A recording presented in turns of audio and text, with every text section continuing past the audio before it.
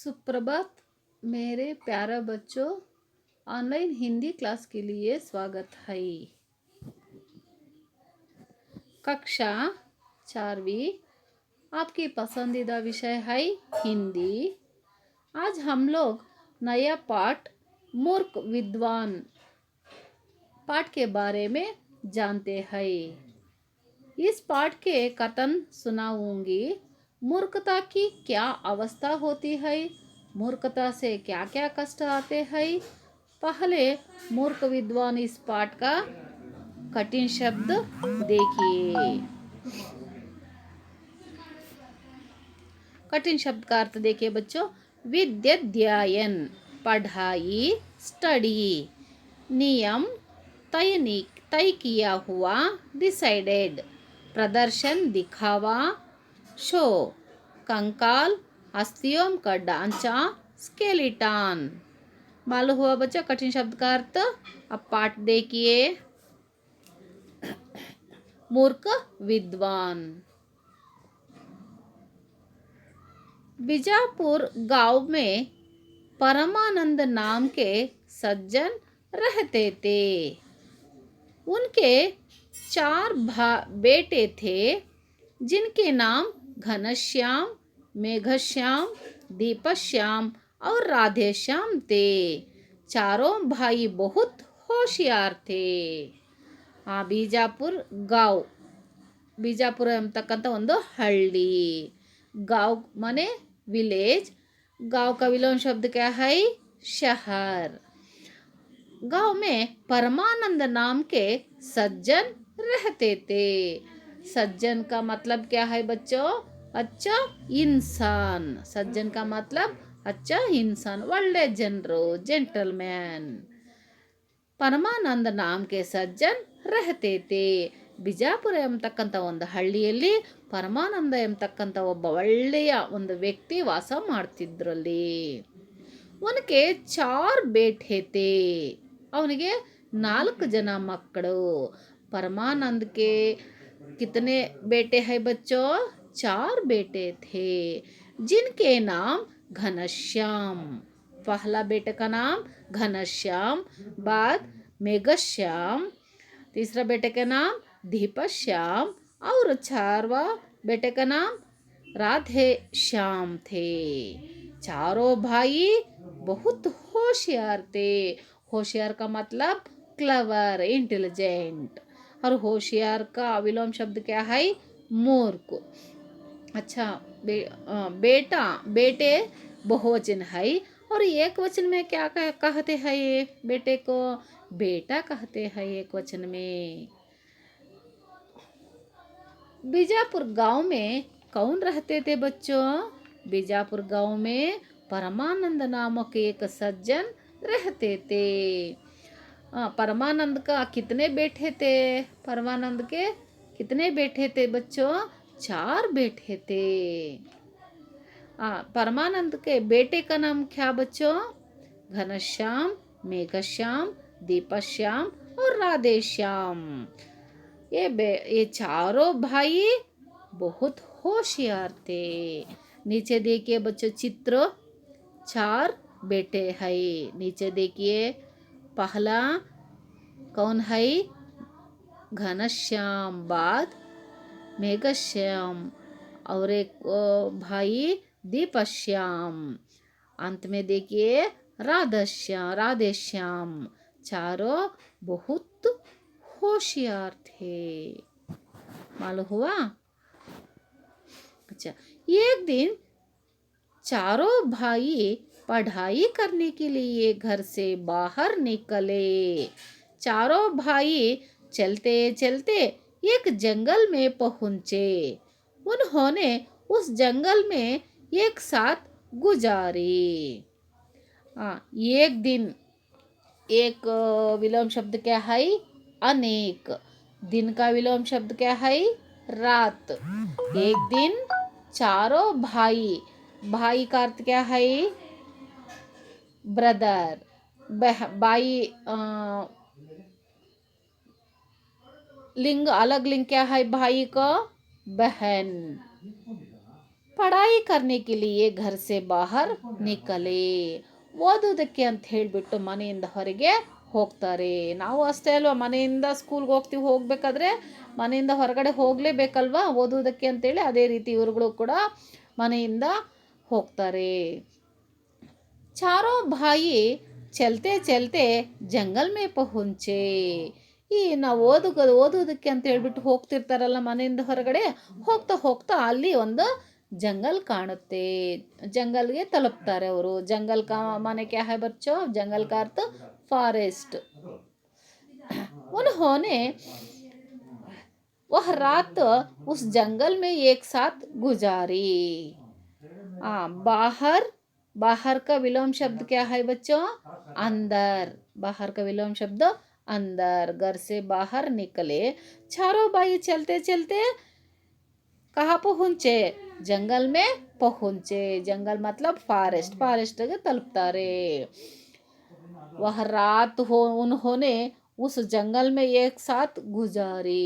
ಅವತ್ತಿನ ರಾತ್ರಿ ಅಲ್ಲಿ ಪಾಸ್ ಆಗ್ತಾರೆ ಆ ಒಂದು ಜಂಗಲ್ ಹತ್ರ.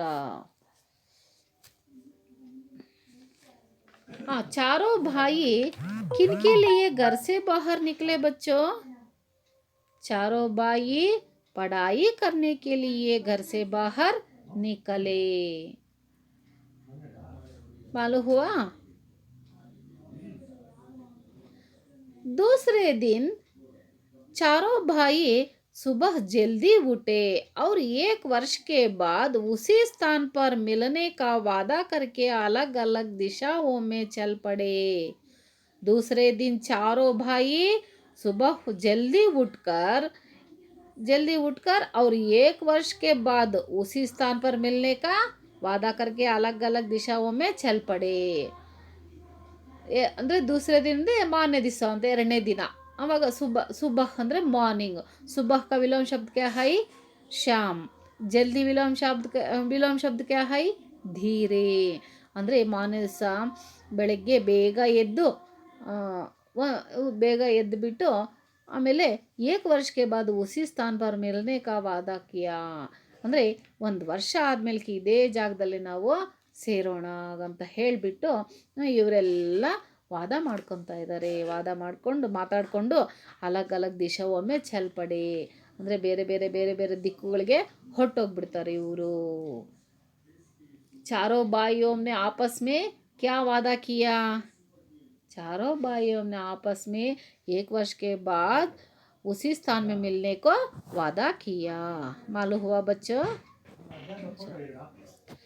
एक वर्ष पूरा होने के बाद जंगल में उसी स्थान पर वे चारों भाई मिले. चारों भाइयों ने भिन्न भिन्न विषयों का ज्ञात प्राप्त किया था. वे आपस में बातें करते करते घर वापस जा रहे थे. एक वर्ष माने ईयर. पूरा होने के बाद ಒಂದು ವರ್ಷ ಪೂರ್ತಿ ಆದಮೇಲೆ ಜಂಗಲ್ ಮೇ ಉಸಿ ಸ್ಥಾನ ಪರ್ ವೇ ಚಾರೋ ಬಾಯಿ ಮಿಲೆ. ಅದೇ ಜಾಗಕ್ಕೆ ಅಂದರೆ ಕಾಡಲ್ಲಿ ಫಾರೆಸ್ಟಲ್ಲಿ ಅದೇ ಜಾಗಕ್ಕೆ 4 ಜನನ ಬಂದು ಸೇರ್ತಾರೆ. ಚಾರೋ ಭಾಯಿಯೋಮ್ನೆ ಭಿನ್ನ ಭಿನ್ನ ವಿಷಯೋಂ ಕಾ ಜ್ಞಾನ ಪ್ರಾಪ್ತ ಕಿಯಾತಾ. ಸರಿ, 4 ಜನನು ಸೇರ್ಕೊಂಡಲ್ಲಿ ಒಳ್ಳೆ ಬೇರೆ ಸ್ಟಡಿ ಬಗ್ಗೆ ಎಲ್ಲ ಮಾತಾಡ್ಕೊತಾರೆ. ಸ್ಟಡಿ ಎಲ್ಲ ತುಂಬ ಚೆನ್ನಾಗಿ ಸ್ಟಡಿ ಮಾಡಿರ್ತಾರೆ. ಬೇರೆ ವಿಷಯಗಳಲ್ಲೆಲ್ಲ ಬೇರೆ ಸಬ್ಜೆಕ್ಟ್ಸ್ ಎಲ್ಲ ಸ್ಟಡಿ ಮಾಡಿರ್ತಾರೆ ಅವ್ರು ಚೆನ್ನಾಗಿ.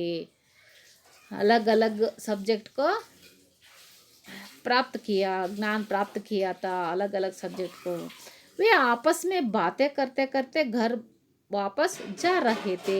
ಹೀಗೆ ಮಾತಾಡ್ತಾ ಬೇರೆ ಸಬ್ಜೆಕ್ಟ್ಸ್ ಬಗ್ಗೆ ಎಲ್ಲ ಮಾತಾಡ್ತಾ ಅವರು ಮನೆಗೆ ವಾಪಸ್ ಬರ್ತಿರ್ತಾರೆ. ಅರ್ಥ ಆಯ್ತಾ ಮಕ್ಕಳೇ? ओके. एक वर्ष पूरा होने के बाद जंगल में चारों भाई उसी स्थान पर मिलने के बाद अलग अलग सब्जेक्ट के बारे में ज्ञान प्राप्त किया था. वे आपस में बातें करते घर वापस जा रहे थे. इतने में रास्ते में उन्होंने एक जगह मरे हुए शेर की हड्डियों का कंकाल देखा. तुरंत घनश्याम बोला. क्या बोला घनश्याम? मैं अपनी विद्या से इन हड्डियों से शेर का आकार बन सकता हूँ। इतने में रास्ते में उन्होंने एक जगह मरे माने डेथ, मरे हुए शेर, शेर माने के मतलब क्या है, लायन की हड्डियों, हड्डियों माने बोन्स, कंकाल, कंकाल का माने, कंकाल का अर्थ क्या है बच्चों, स्केलिटन देखा।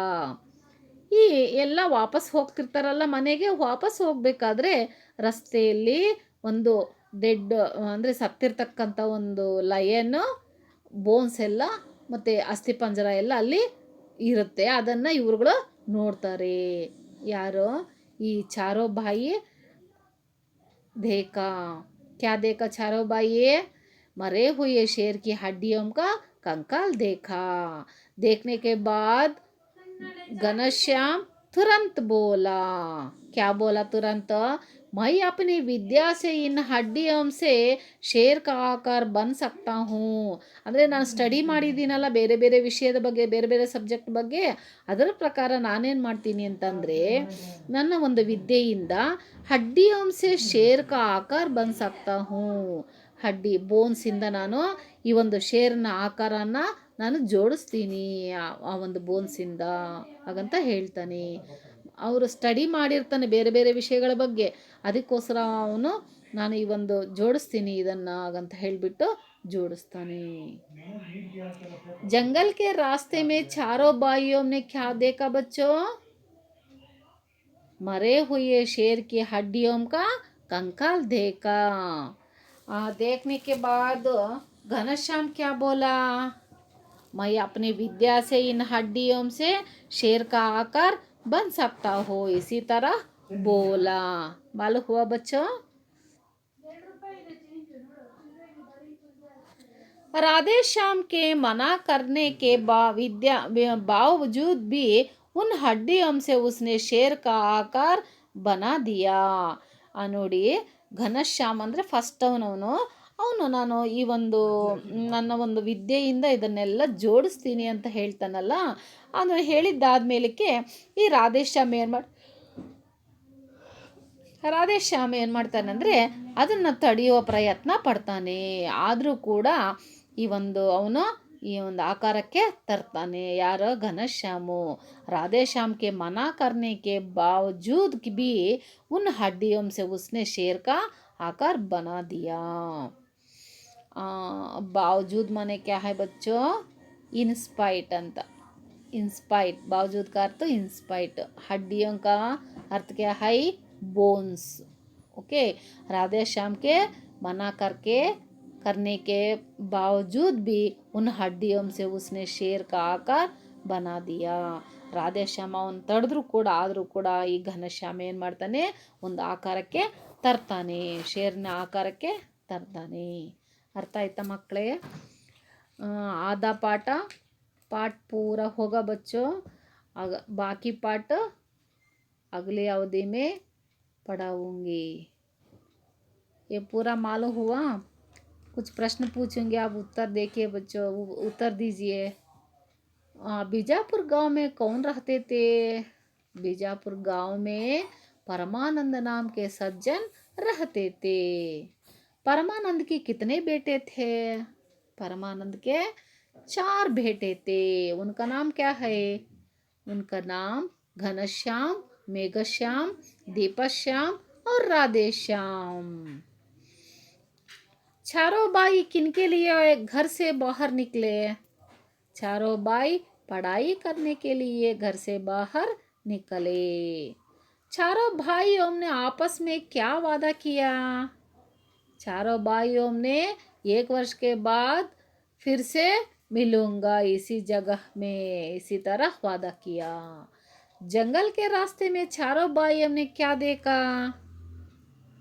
रास्ते में मरे हुए शेर की हड्डियों का कंकाल देखा.